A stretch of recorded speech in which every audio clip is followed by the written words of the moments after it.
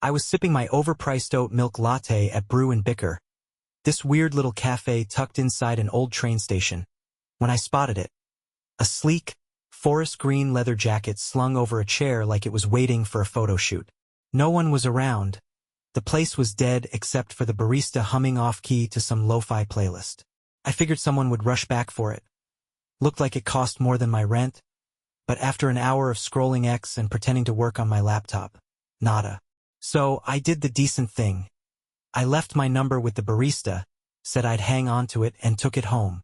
A week later, no calls, no texts, no frantic lost jacket posts on the local Facebook group. Finders keepers, right? Except now my best friend's pissed, calling me a thief, and I'm wondering if I'm the asshole here. Brew and Bicker isn't your typical coffee spot. It's this half-abandoned relic of a station where trains don't even stop anymore. Just a platform with chipped paint and a cafe crammed into what used to be the ticket office. I go there because it's quiet, and the Wi-Fi's decent if you sit near the fake fern. I'm a freelance graphic designer, 27, perpetually broke, and I've got this habit of people watching while I procrastinate. That day, I was nursing my latte, debating whether to splurge on a $12 avocado toast, when I saw the jacket. It wasn't some ratty thrift store find. This thing was buttery soft, stitched like it came from a boutique, with a faint whiff of cedar cologne still clinging to it. I checked the pockets. Empty, no wallet, no clues. Looked like a men's medium, but I could rock it with my ripped jeans and Docs. I've got this thing about lost stuff. My mom used to say I'd adopt anything left behind. Stray cats, chipped mugs, once even a single rollerblade I found in a park. So I didn't feel that bad draping the jacket over my arm and heading out.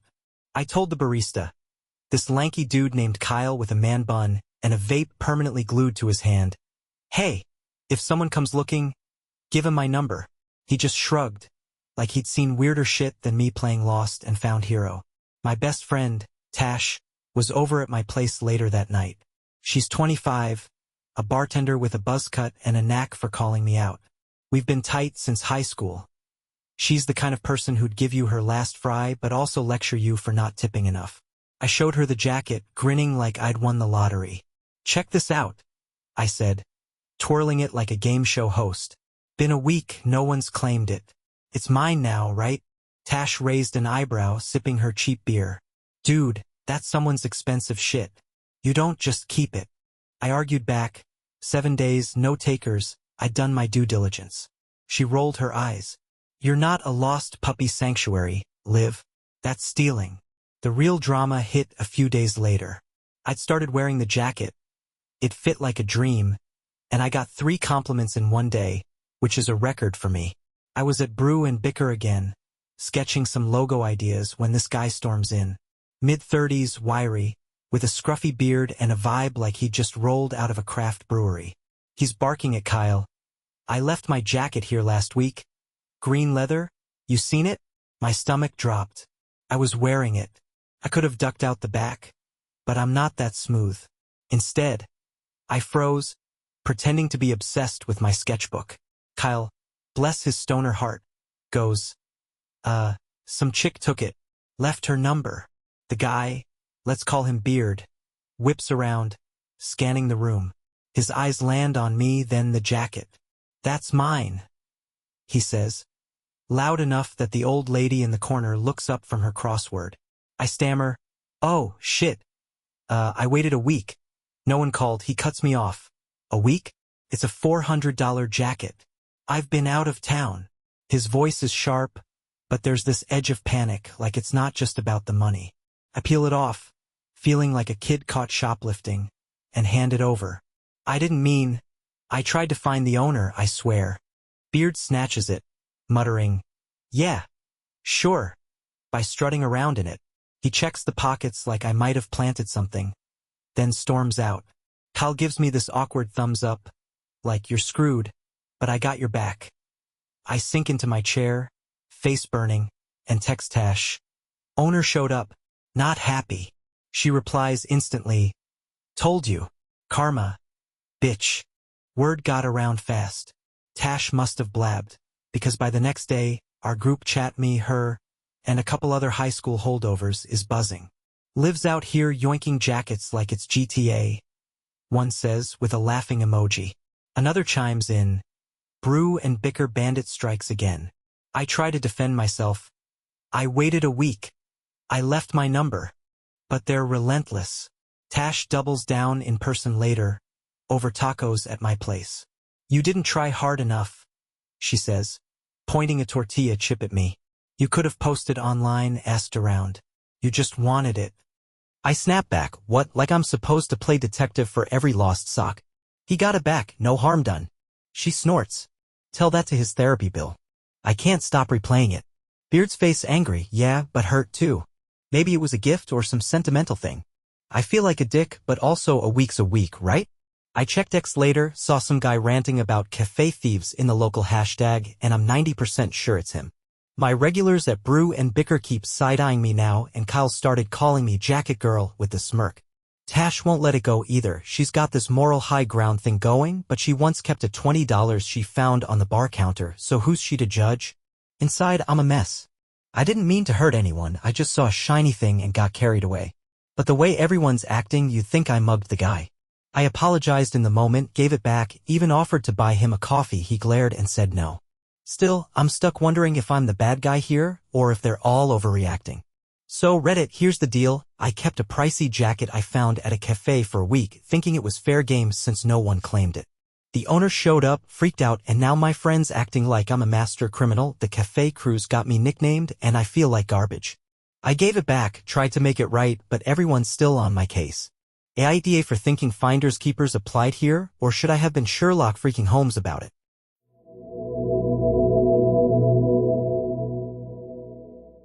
I was sprawled out on a patchy blanket in Crestwood Park last Sunday, soaking up the rare October sun and pretending I wasn't just doom-scrolling X for the third hour straight, when I saw it. A shiny iPhone half buried under a pile of leaves like some urban treasure. No case, no cracks, just sitting there tempting me. I picked it up, swiped, and bam, no password, straight to the home screen. A couple notifications popped up, mom, calling, some TikTok alerts, a text about pizza tonight. No one was around, just a dude tossing a frisbee to his dog 50 yards off, so I figured I'd hang onto it, maybe play Good Samaritan later. Fast forward 2 days, I'm still using it to watch YouTube because my own phone's a laggy piece of junk and my roommate's calling me a thief. AITA for not rushing to return a phone that's basically an open book? I'm 24, a cashier at a vape shop, and I live in this cramped apartment with my roommate Jake, who's 29 and thinks he's the morality police because he reads self-help books. Crestwood's the scruffy little park a block from our place, think less picnic vibes and more weeds and stray cats. I go there to escape Jake's endless playlists of lo-fi beats and the smell of his protein shakes. That day, I was in my usual spot by the busted fountain wearing my favorite thrifted hoodie with the bleach stains when I found the phone. It was an iPhone 13, way nicer than my scratched-up Android that takes 5 minutes to load a meme. I tapped around, photos of some guy with a man bun at a beach, a notes app list titled Groceries, Vegan, no lock screen pic of a kid or anything screaming urgent. I told myself I'd turn it in if someone came looking, but I wasn't about to hike to the police station over it. Jake's the opposite of me, tall, buzzed head, always in gym shorts like he's auditioning for a fitness TikTok. He's got this habit of drumming his fingers on every surface, which drives me nuts, but we've been friends since I crashed on his couch after dropping out of community college. When he saw me sprawled on our lumpy sofa that night, watching some conspiracy doc on the found phone, he lost it. Dude, that's not yours, he said, pointing like I'd stolen his precious blender. I shrugged. Finders keepers, man. No password, no effort, it's fair game. He scoffed, what, so you're just gonna yank some vegan bro's life? That's shady as hell. I fired back, if it's so precious, why's it unlocked in a park? I'm not a detective. The next day, it got weirder. The phone buzzed, another call from mom. I let it ring, but then a text popped up, hey, this is my son's phone, he lost it Sunday, can you call me? Guilt hit me like a truck, but also, why is this kid so careless? I ignored it, muted the thing, and kept watching my videos. Jake caught me again, saw the text over my shoulder, and went full lecture mode. You're a dick, Sam. That's someone's mom. Give it back. I doubled down, they can come get it if they want it that bad. I'm not FedEx. He stormed off, muttering about karma, and hasn't talked to me since, which is fine, silence is golden. The real mess kicked off Wednesday. I'm at the park again, same spot, sipping a gas station energy drink when this wiry guy with a patchy beard and a tie-dye shirt stomps up. "You the guy with my phone?" He snaps, arms crossed. I blink, caught off guard. Maybe? Found one here a few days ago." He glares. "Yeah, my mom's been texting it. Saw you sitting here with it yesterday. I live across the street." "Hand it over." I pull it from my pocket, but I'm pissed. This dude's acting like I mugged him. "Chill, man, it was just lying there, no password or anything," I say, holding it out. He snatches it, checks it like I might have planted a virus, and goes, "You're a thief, bro. Who keeps someone's shit like that?" I snap back, "Who leaves their whole life unlocked in the dirt?" "I didn't steal it, I found it."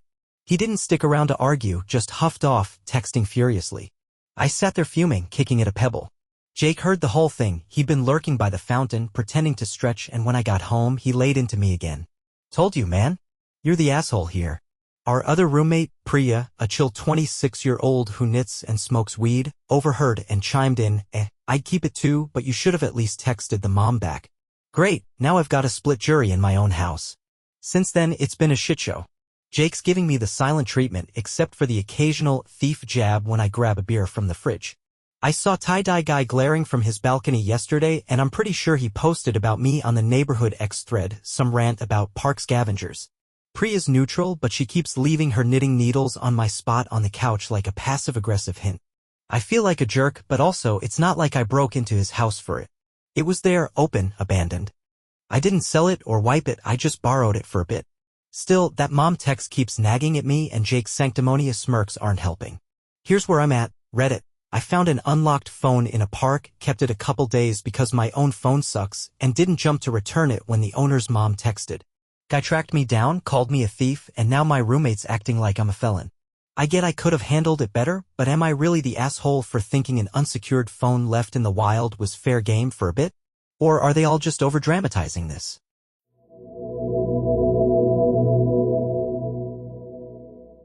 So, picture this. I'm hauling my grocery bags up the stairs of my apartment building last week, dodging the usual clutter in the hallway, bike helmets, a random flip-flop, you know the drill. When I spot this ratty old book just sitting there by Mr. Grayson's door. It's some faded hardcover, pages yellowed, spine cracked, looking like it's been through a war. No one's claimed it in days, it's collecting dust, and honestly, it's an eyesore.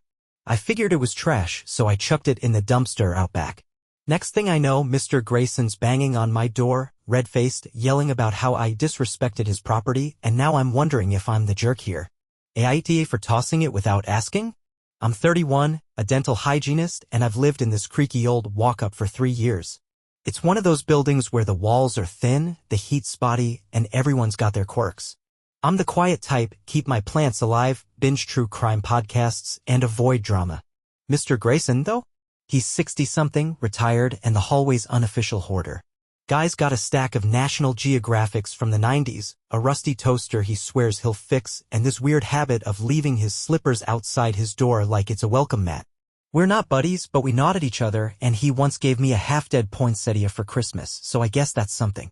That book, though, it had been there since Monday. I trip over it every time I lugged my laundry down to the basement, and by Friday, I was done. It was this chunky thing called The History of Steam Engines with a coffee ring on the cover and a musty smell that hit you from a foot away. No note, no please return, just abandoned vibes. I'm not a monster, I'd never toss something obviously valuable, but this looked like it belonged in a landfill. So, after work, I grabbed it with a paper towel, germaphobe here, marched it to the dumpster, and yeeted it in with the takeout containers and cat litter. Felt good, like I'd Marie Kondo'd the hallway. Cue Saturday morning. I'm sipping coffee in my fuzzy socks, scrolling X for dentist memes when there's this pounding on my door. It's Mr. Grayson, wild gray hair sticking up, wearing a bathrobe that's seen better days. "Did you throw out my book?" he bellows like I'd torched his family heirloom. I blink, still half asleep. That old steam engine thing? Yeah, it was just sitting there, he cuts me off, that was mine. I left it out to lend to Mrs. Patel upstairs. You had no right. His voice is shaking, and I'm standing there, mug in hand, thinking, asterisk lend? It looked like garbage, asterisk. I try to explain, it had been there all week, I thought it was trash. But he's not having it. You don't just throw out someone's stuff. That's disrespectful, he snaps, jabbing a finger at me. I fire back, well, maybe don't leave your crap in the hallway like it's a garage sale. He storms off, muttering about kids these days, and I shut the door, heart racing. I didn't mean to start a war, but come on, who leaves a book out like that and expects it to be safe? Word spread fast. By Sunday, Mrs. Patel, 50s, sweet, always smells like chai, knocks and asks if it's true I ditched Mr. Grayson's book. I nod sheepish and she sighs. He's eccentric, but he loved that book. He's been sulking all day. Great, now I'm the hallway villain. My buddy Chris, who lives 2 floors up and thrives on building gossip, texts me, "Dude, Grayson's telling everyone you're a book-burning tyrant, lol." I reply, it was 1 book and it was gross, but he just sends a shrug emoji. Even my work group chat gets wind of it. My coworker Jen says, "Cold, girl. Should have asked," while my boss just drops a popcorn gif. Now Mr. Grayson's avoiding me like I'm radioactive. Monday, I see him in the lobby and he turns his back, clutching a new stack of magazines like I might snatch those too. I tried fixing it, left a note under his door saying, "Sorry, didn't know it was yours, can I replace it?" But no response. Dumpster's been emptied, so it's not like I can fish it out. I checked X, saw some local rant about neighbors with no manners, and I'm paranoid it's him. Mrs. Patel says he's overreacting, but she's still giving me this pitying look every time we pass. I'm torn up about it. I didn't think it was a big deal, hallway's a mess, book looked abandoned, I cleaned up. But the way he freaked and how everyone's acting, I'm second-guessing myself. Maybe I should have knocked first, but it's not like I stole it, I just wanted the clutter gone. Still, that shaky edge in his voice keeps replaying, and I feel like a jerk for not checking. Or maybe he's the jerk for turning our hallway into his personal storage unit. Reddit, help me out. I tossed an old book my neighbor left in the hallway because it looked like trash after a week, and now he's calling me disrespectful, the building's buzzing, and I'm the bad guy. AITA for thinking it was fair to ditch it, or should I have played detective and tracked him down first?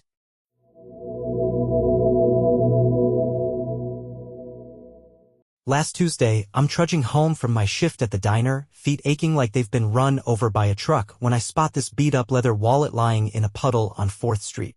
It's soaked, cards spilling out, and I scoop it up, thinking I'll be the hero who saves someone's day. I peek inside, driver's license, some soggy receipts, and a crisp $50 bill staring back at me. No one's around, just the usual late-night stragglers and a flickering streetlight, so I pocket the cash, drop the wallet at the precinct 2 blocks over, and call it a win. Except now my boyfriend's acting like I robbed a bank, calling me immoral, and I'm stuck wondering if I'm the asshole here. AITA for taking the money but still turning the wallet in? I'm 29, a waitress at this greasy spoon called Marty's Diner where the coffee's burnt and the tips are worse. I live in a shoebox apartment with my boyfriend, Leo, who's 32 and a mechanic with a soft spot for stray dogs and loud opinions. For TH Street's my shortcut home, sketchy, lined with pawn shops and flickering neon signs, but it cuts 10 minutes off my walk.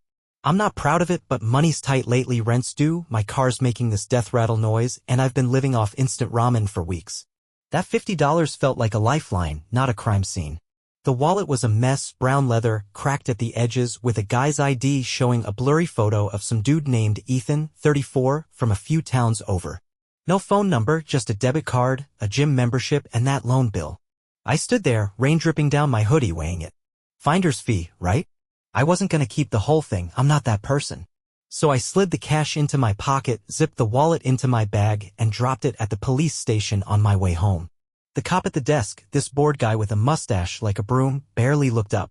"Lost and found?" I mumbled, and he grunted, tossing it into a bin. "Done." Leo was sprawled on our couch when I got in, scrolling X on his phone, our rescue mutt Daisy snoring on his lap. I kicked off my soggy sneakers, grinning, and held up the $50. "Look what the universe dropped me," I said, expecting a high five. Instead, he sits up, frowning. "Where'd you get that?" I tell him found a wallet, kept the cash, turned it in like a good citizen. His face twists like I just kicked Daisy. "You took it? That's someone's money, Jen. That's immoral." I laugh at first, thinking he's joking, but he's dead serious. "I didn't steal it, it was lost. I gave the wallet back." He shakes his head. "Doesn't matter. You don't take what's not yours." Things escalated fast. Leo's got this righteous streak, once returned a $5 bill, a cashier overpaid him, so I should have seen it coming. What if the guy needed it for meds or something? He presses, scratching Daisy's ears like she's his moral support. I snap back, what if I need it for groceries? It's not like I hunted him down and mugged him. He mutters, still wrong, and goes quiet, but the air's thick with it. Next day, he's still cold, leaves for work without his usual "love you," just a grunt. I spent the $50 on gas and a burger, but it tasted like guilt. Then Friday hits. I'm at Marty's, wiping down a sticky booth, when my phone buzzes. "It's Leo," cop called. Wallet guy picked it up. Asked about the cash. My stomach drops. Apparently, Ethan the wallet guy noticed the missing $50, asked the precinct if they'd checked it, and the cop remembered me. Leo's text ends with, "Told you it'd catch up." I call him after my shift, and he's all clipped tones. "You're lucky he didn't press charges. You're still in the wrong, Jen." I argue, I gave it back. He's got his cards, his ID, what's $50 in the grand scheme? Leo sighs. "It's not about the amount. It's about you. Now it's a thing." Leo's barely talking, just tinkering with his tools in the kitchen, giving me these disappointed looks. My coworker Tara, who overheard me venting at the diner, says, "Girl, I'd have taken it too, screw the guilt trip." But my sister, who I texted for backup, sides with Leo, "You should have left it alone. Bad vibes." I checked X, saw some dude ranting about petty thieves in our zip code, probably Ethan, and I'm paranoid he's got my description from the cop. Marty's regulars keep joking, "Find any gold today, Jen?" And I fake laugh, but inside I'm churning. I don't know what to think. Yeah, I took the cash, but I didn't keep the wallet. I tried to do something right. That $50 got me through a rough patch, and Ethan got his stuff back, minus a bill he might not even miss. But Leo's acting like I'm a master criminal, and I'm starting to feel like one. Maybe I should have left it, but it's not like I planned this. It just happened. Reddit weigh-in. I found a wallet on the street, took $50 from it but turned it into the police, and now my boyfriend's calling me immoral, the owner's pissed, and I'm second-guessing everything. AITA for thinking the cash was fair game since I didn't keep the whole thing? Or am I the jerk everyone's making me out to be?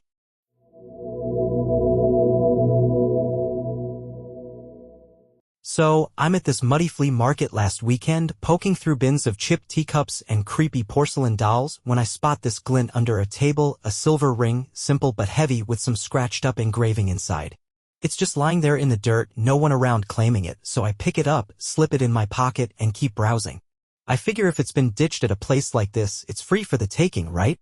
I've been wearing it all week, feeling like a low-budget treasure hunter until my sister sees it, asks where it came from, and flips out when I admit I didn't try to find the owner. She's calling me irresponsible, and now I'm wondering if I'm the asshole here. AITA for keeping it without playing Lost and Found? I'm 23, a barista at this hipster joint called Bean and Burn, and I'm obsessed with flea markets.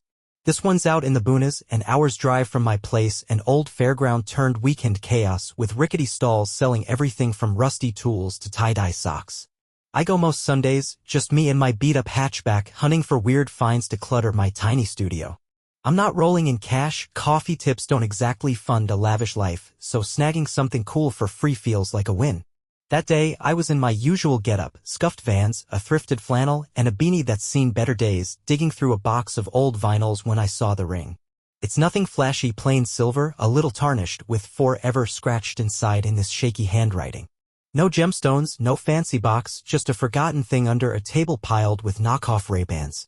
I looked around, vendor was haggling with some guy over a lamp, no one else nearby, so I pocketed it.